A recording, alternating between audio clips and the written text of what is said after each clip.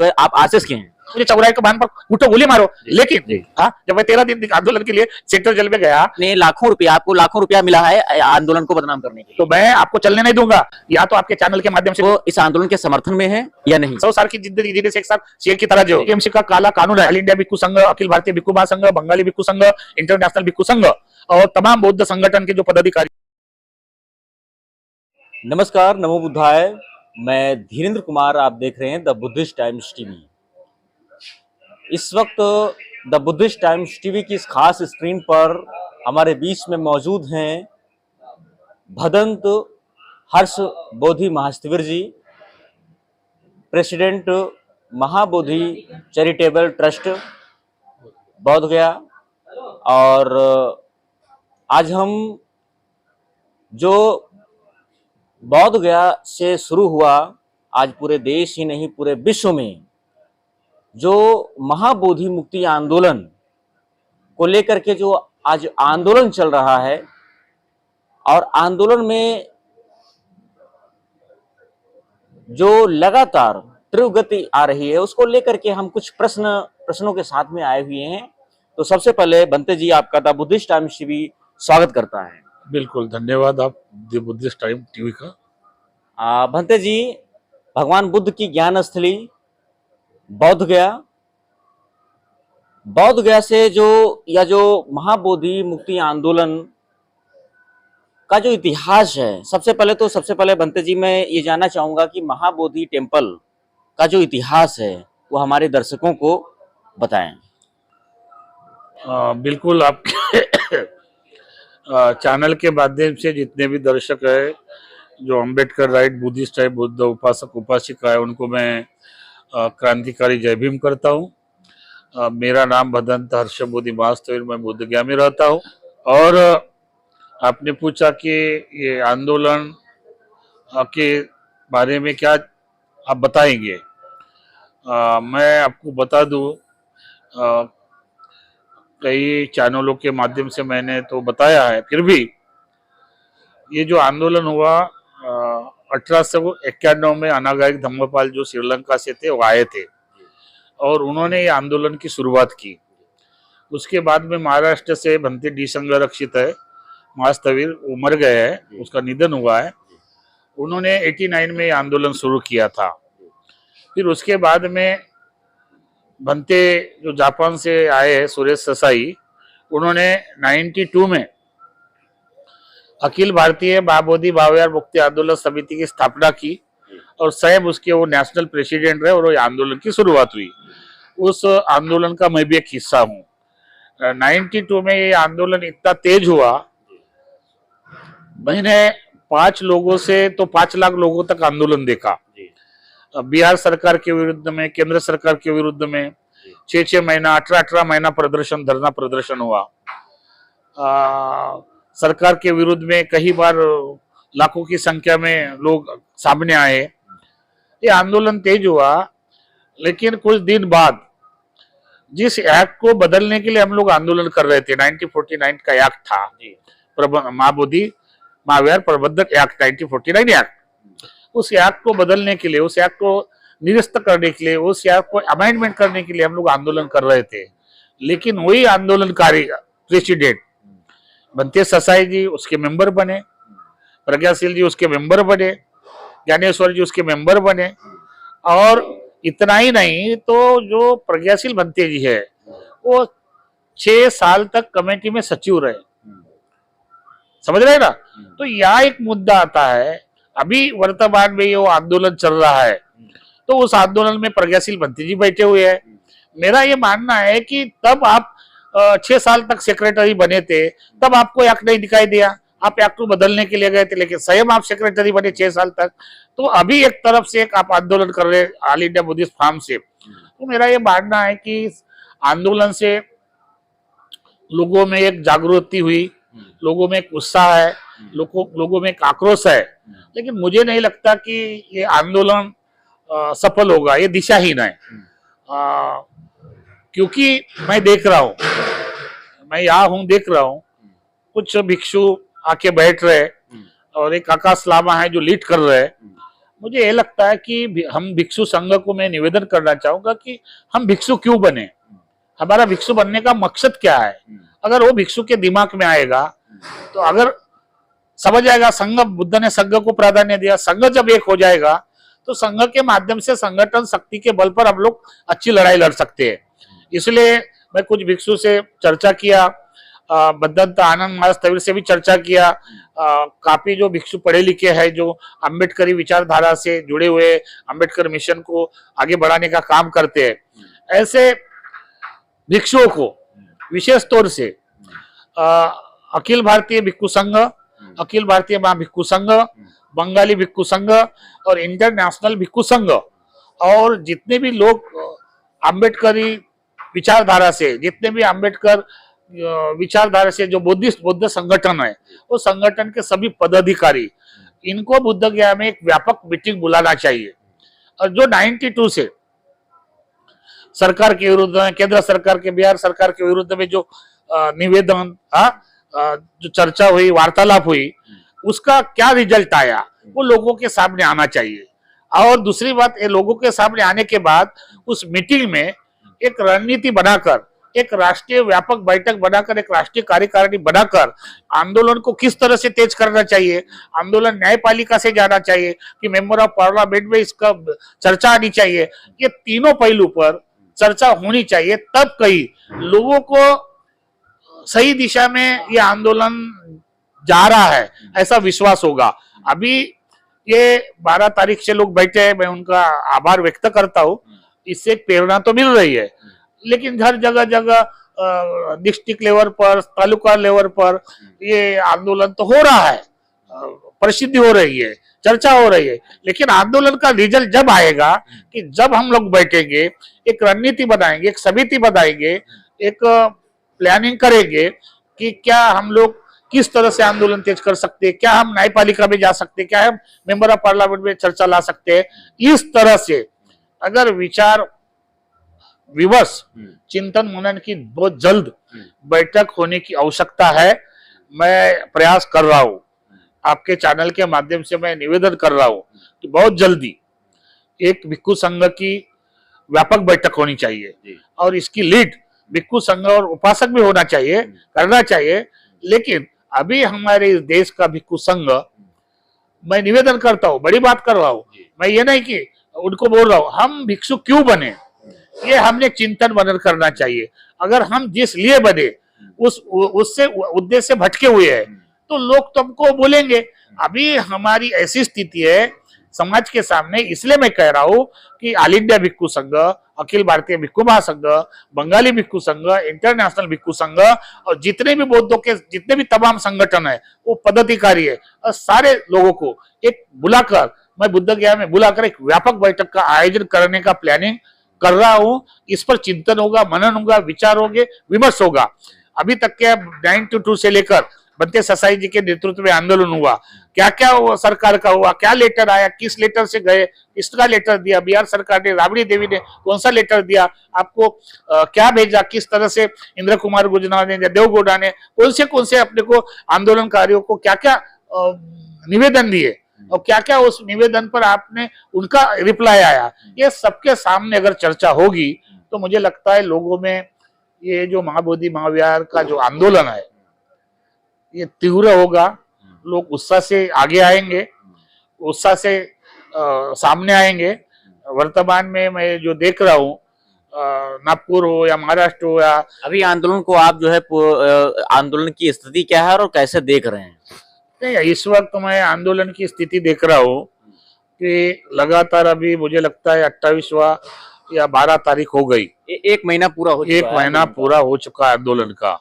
और ये लोग इस बीच में मुझे लगता है नीतीश सरकार के सचिवालय से भी मिले हैं, तो उन्होंने भी इनको टाइमिंग दिया कि 8 दिन का वक्त दीजिए। और हमने भी देखा है कि नीतीश सरकार ने कहा कि ये न्यायपालिका में मामला पड़ा हुआ है, याचिका है, तो कोर्ट में जब याचिका है तो उसका रिजल्ट नहीं आता तब तक हम कुछ नहीं कर सकते। इसका मतलब इन आंदोलनकारी को ये समझना चाहिए कि यहाँ बैठने का तो कोई मकसद है ही नहीं। ये अगर आंदोलन आपको तेज करना है, लेकिन बनते जी, यहाँ पर तो सवाल ये है कि ऑल इंडिया बुद्धिस्ट फोरम जो है, आकाश लामा जी और जो बुद्धिस्ट लोग हैं, उनका कहना ये है कि जो न्यायपालिका है, न्यायपालिका ने पहले ही जो है ये कह करके जो है अपना पल्ला झाड़ दिया है कि जो बिहार गवर्नमेंट है, महाबोधि उसके अंडर में आता है, तो इसका निर्णय जो है बिहार गवर्नमेंट करेगी। आपको एक बात बताओ, मुझे ये जानना चाहता हूँ आपके चैनल के माध्यम से, आप उसी आकाश लामा को या जो भी आंदोलनकारी है उन्होंने एक बैठक चर्चा होनी चाहिए, डिबेट होना चाहिए। अगर आपको कोर्ट ने अगर लेटर दिखा तो लेटर सामने देना चाहिए कि जाओ कोर्ट, सुप्रीम कोर्ट का अगर लेटर है आपके पास है कि आप बिहार सरकार के पास जाओ तो लेटर जाहिर करना चाहिए। अभी इसको लेकर के जंतर मंतर पर कल जो प्रदर्शन हुआ, जिसमें पूर्व मंत्री राजेंद्र पाल गौतम ने भी इस चीज को लेकर के प्रदर्शन में रखी। एक बात बताइए, राजेंद्र पाल गौतम तो दिल्ली में रहते हैं ना, और वो तो एक मंत्री रहे हैं, और उनको भी पता होना चाहिए कि सुप्रीम कोर्ट में 3-3 याचिका पड़ी हुई है। तो आप, वो खुद एक एडवोकेट है, तो इधर पटना में हल्ला करने से या उधर हल्ला करने से क्या मिलेगा? आप सुप्रीम कोर्ट में जाइए ना, आप न्यायपालिका पर जाइए ना, बाबा साहब के संविधान को मानते हैं कि नहीं मानते हैं? तो कहीं ना कहीं एक ये मुझे दिखाई दे रहा है कि प्रसिद्धि का मामला हो रहा है, नेतृत्व का मामला हो रहा है। अभी जो आप कह रहे हैं आकाश लामा जी बैठे हुए हैं, अभी मैंने अभी सुना है भाई, वो आकाश ऑल इंडिया बुद्धिस्ट फॉरम है, समिति है, तो समिति का अकाउंट होना चाहिए, पर्सनल अकाउंट क्यों होना चाहिए? 3-4 लोगों के पर्सनल अकाउंट क्यों दे रहे हैं? लोगों को पैसा मांग रहे हैं, लोगों को अवार्ड कर रहे हैं। ये आंदोलन पैसे के लिए है या 1949 एक्ट मुक्त करने के लिए? तो इसीलिए, और दूसरी बात, जो व्यक्ति 3-6 साल तक सेक्रेटरी रहा, बीटीएमसी में सचिव रहा, और उस वक्त उनको निकाला गया, तो उसी एक्ट को बदलने के लिए कभी कोर्ट में याचिका नहीं किया, निवेदन दिया ना, हल्ला किया। 24 साल बाद अभी क्या वजह है कि आकाश लामा के साथ बैठकर बीटीएमसी एक्ट रद्द होना चाहिए? तो इस पर भी तो सवाल खड़ा होता है। हम भी उस आंदोलन के हिस्सा है, हम भी 13 दिन जेल में रहे, तो हमको मालूम है आंदोलन क्या है। तो जो लोग आंदोलन के बारे में एबीसीडी नहीं जानते, अभी 92 से ये आंदोलन चला था, उस वक्त आकाश लामा को दिखाई नहीं दे रहा था आंदोलनकारी करने के लिए। अभी वो लीड कर रहा है, भिक्षुओं में बैठ रहा है। भिक्षु सजा है ना, कोई जो भिक्षु है हमारी गरिमा है, ये अस्तित्व की बात है। हम चाहते हैं कि आंदोलन सही दिशा में जाए, पारदर्शी होना चाहिए। पारदर्शी होगा तो लोग आपको सामने से आएंगे ना, आपको सपोर्ट करने के लिए। लेकिन आप देखिए अभी वहां पर बेचारे धूप में बैठे, व्यवस्था क्या है क्या नहीं है।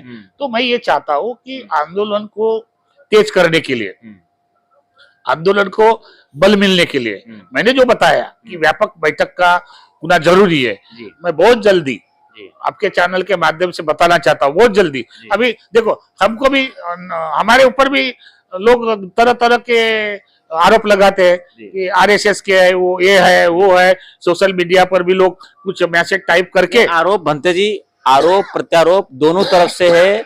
और सबसे बड़ा आरोप तो ये बनते जी है कि आप जो है, आप आरएसएस के हैं। ये आपके पास सबूत है? अगर आपके पास सबूत है, आपके चैनल के माध्यम से किसी के पास सबूत है, तो मैं खुलेआम आह्वान करना चाहता हूँ कि बुद्ध गया के धरती पर सबके सामने वही एक भी सबूत लाए तो मैं चिवर उतारूंगा, या मुझे चौराहे के बांध पर उठो गोली मारो। लेकिन जो लोग इस तरह के सबूत पेश नहीं कर रहे, आरोप लगा रहे, उसके साथ क्या व्यवहार किया जाए? उसके साथ क्या व्यवहार किया जाए? अगर ये एक बाप की औलाद है, ये दलाल है, एक बाप की औलाद होते तो मैसेज में नाम लिखते, मैसेज में नंबर लिखते, मैसेज में अपना पता देते, ताकि लोगों को और भी जुड़ना चाहिए कि नहीं भाई हर्ष मोदी बनते जी आरएसएस का है, तो उसके पास अगर सबूत है तो प्रूफ करना चाहिए। तो ये जो उस वक्त मैं 13 दिन जेल में था, जब मैं आंदोलन कर रहा था, 20 साल पहले की बात बता रहा हूँ, 25 साल पहले की बात, तब मैं आरएसएस का नहीं था। हाँ, जब मैं 13 दिन आंदोलन के लिए सेंट्रल जेल में गया, तो हंसने वाली बात है यार। और आप लोग कह रहे हैं कि आरएसएस का कह रहे हैं, तो आरएस अभी क्या हुआ इस देश में? कोई किसी मंत्री से मिलो, क्या मेरा स्वतंत्र जीने का अधिकार नहीं है? संविधान ने मुझे अधिकार नहीं दिया है? क्या मैं किसी से मिल नहीं सकता हूँ या किसी से बात नहीं कर सकता हूँ? अगर किसी में काम से गया तो मैं आरएसएस का हूँ। अगर आप बुद्धिस्ट है, आपका चैनल है, किसी से भी आप पूछ सकते हैं, आप सवाल कर सकते हैं कि भाई ये तो आप आरएसएस के हो गए। तो हमारे दिमाग में, हमारे लोगों में एक मेंटालिटी हो गई कि इसको बदनाम कैसे करना। एक तो सन्यासी है, जी एक तो औरत का लांछन लगाना, जी पैसे का लांछन लगाना, जी और नहीं तो आरएसएस का लांछन लगाना, इतना भी नहीं हुए जी तो उसको मरवाने का प्रयास करना। जी यही तो हो रहा है। जी हम तो क्रांतिकारी है। हम आह्वान करते हैं आपके चैनल के माध्यम से, जो भी व्यक्ति जिसके पास प्रूफ है जी कि भत्ते हर्षबुद्धि आरएसएस का है, जी वो बुद्ध गया में आए और लोगों के सामने बताए कि ये आरएसएस का प्रूफ है। मैं खुलेआम अपना चिवर उतारने के लिए तैयार हूं। खुलेआम मुझे चौराहे पर मारकर कूटना चाहिए, मुझे सजा देना चाहिए। पंडित जी, एक अंदर से सवाल ये भी आ रहा है, जो जो आंदोलन चल रहा है और आंदोलन के बीच से एक सवाल आ रहा है कि वहां पर कुछ बौद्ध भिक्खु जो है यहाँ पर बौद्ध गया आ पहुंचे हैं और आंदोलन को बदनाम करने के लिए, जिसमें जो है सर पंडित जी जो है उसमें लाखों रुपया जो है लेने की ऐसी बात कही गई है। देखिए, मैंने ये देखा हो कि कोई भिक्षु यहाँ पर जो बदनाम आंदोलन को कैसे बदनाम करेगा, कि बुद्ध गया तो हमारा आस्था का विषय है ना, माबोधि मावड़े तो मिलना चाहिए बुद्धों को। लेकिन जो लोग इस तरह से कर रहे हैं तो ढोंगी बनते जी है, वो चिवर पहन के ढोंग है जो भिक्षु, और लोगों ने पैसा भी नहीं देना चाहिए। सवाल खड़ा करना चाहिए कि आप क्यों पैसा मांग रहे हैं। अगर पैसा मांगना ही है, मैं पैसा चाहिए आंदोलन के लिए, तो ऑल इंडिया बुद्धिस्ट फोरम की समिति है। नहीं, ये आरोप है भंते जी कि आपने आपको लाखों रुपया मिला है आंदोलन को बदनाम करने के लिए। मुझे जी तो जिसने दिया है या वो जो आरोप लगा रहे हैं, आप उसको टीवी के सामने डिबेट करने के लिए बुलाइए। मैं आपके सामने, अगर वो सबूत करेगा तो मैं फिर वही बात बोल रहा हूँ। ये कुछ नहीं, ये बदनाम करने की साजिश है। कोई पैसा नहीं आंदोलन को बदनाम करने। जो लोग आंदोलन में कुछ नहीं थे जी और वो लोग अभी जिसको किसी को भगाया, किसी संगठन से किसी को भगाया, हटाया, तो ये चाह रहे हैं कि इस आंदोलन के माध्यम से मैं अपना अस्तित्व बनाऊं, समाज के सामने मैं अपना ये करूं। लेकिन मैं ऐसे नकाबपोश लोगों को नंगा करूंगा, ऐसे चलने नहीं दूंगा। ये सादी बात नहीं है। ये आंदोलन, मैं भी एक हिस्सा हूं। अगर आप ढोंग धतूरे लोगों को फंसाने का काम करेंगे तो मैं आपको चलने नहीं दूंगा। या तो आपके चैनल के माध्यम से जो आंदोलनकारी है, या जो आपको बोल रहे हैं कि भंते जी ने आरएसएस से आंदोलन को पैसा लिया और छुपाने का काम कर रहे हैं, तो मैं 13 दिन जेल में था, तो तब पैसा नहीं मिला मुझे आरएसएस से। 92 से आंदोलन चल रहा, तब पैसा नहीं मिला। 2003 में बीटीएमसी मेंबर मैं बना। जो बीटीएमसी मेंबर कौन बना, सचिव कौन बना, माइनॉरिटी में कौन गया। अभी ये सच्चाई भंते जी ये कर रहा है कि नागपुर से शांति रैली निकाल रहा है। इससे क्या साबित करना चाहते हैं? उस आप 92 में एक आंदोलनकारी प्रेसिडेंट थे, तब आपने कुछ नहीं किया, माइनॉरिटी में कुछ नहीं किया, तो अभी लोगों को क्यों धोखा दे रहा है? मेरा मानना है कि ये सारी साजिश मुझे बदनाम करने की है। उनको मैं धन्यवाद देता हूँ और मंगल मैत्री करता हूँ कि आप इसी तरह मुझे बदनाम करते रहे, और आपके चैनल के माध्यम से एक बार आमने सामने टीवी पर चर्चा के लिए बुलाओ, जो लोग आपको इस तरह से सुनाते हैं। जी पंडित जी, यह आंदोलन पूरे विश्व स्तर पर पहुंच चुका है। आप इस आंदोलन के समर्थन में हैं या नहीं? देखिए, मैं आंदोलन, बुद्ध गया का आंदोलन होना चाहिए, वो तीव्र होना चाहिए, समर्थन में हूँ। लेकिन केवल इस आंदोलन के नाम पे अपने जेब में, अपने पॉकेट में और अपने पद के लिए और अपने स्वार्थ के लिए अगर आंदोलन हो रहा है तो मैं इस समर्थन में नहीं हूँ। अगर आंदोलन आपको करना ही है तो पूरे भिक्षुओं को, पूरे अच्छे अच्छे भिक्षुओं को एक व्यापक बैठक बुला के उसको जवाबदारी देकर, ये तरुण भिक्षु है उसको जवाबदारी दो, एक व्यापक बैठक बोला और भिक्षु का नेतृत्व होना चाहिए।